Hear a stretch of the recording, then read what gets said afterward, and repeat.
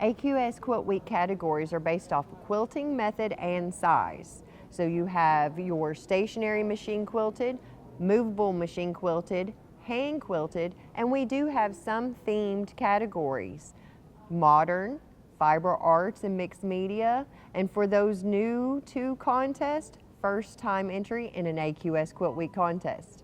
So there really is a category for all. Yes. So whether or not you are quilting on a stationary machine, which means the machine stays in place and you move the fabric to quilt it, or it's on a movable machine, which basically means the quilt is on rails, the fabric stays in place and you move the machine. Hand, it doesn't have to be hand pieced, it just has to be hand quilted. So really in any of those, they can use any technique to put the quilt together. It's just how they finish the quilt that determines whether or not they end up in which of those categories. Correct. Modern, we're having for the second year in a row at all of our shows, which has been really well received in 2025.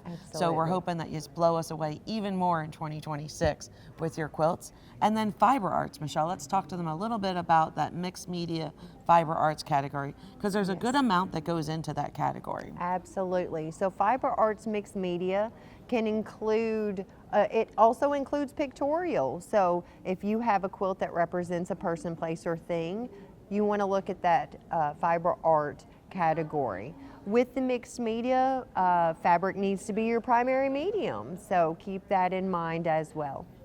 And so with the next category is first time entrant at an AQS show. Now, if you're entering one of our satellite shows, which are our Daytona Beach, New England, Grand Rapids, and Lancaster, those shows, it's your first time ever entering in an AQS contest at all. Correct. That's what that one's for.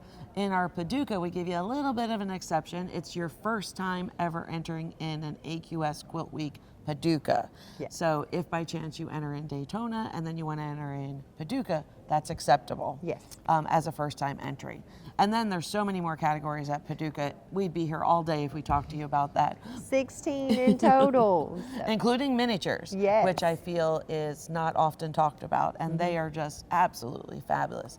And then if we go to Grand Rapids, we have one special category there that is a favorite of mine, and that is the Ultimate Guild Challenge. Yes. So talk to us a little bit about that, Michelle. So it is up to the guild to come up with their own theme and challenge. Challenge your quilters in your group. You each create a quilt and you submit your top 8 quilts. So each guild is represented by 8 quilts from their group, and they all compete against each other. So it's fabulous. Love it, love it, love it. It's one of my favorite things to see at Grand Rapids. So remember, the 2026 contest rules are now available for download, where you can get all the details relating to requirements and sizes. Our quilt entry opens for all 5 contests, which is Daytona Beach, New England, Paducah, Grand Rapids, and Lancaster, Pennsylvania, on Tuesday, June 3rd.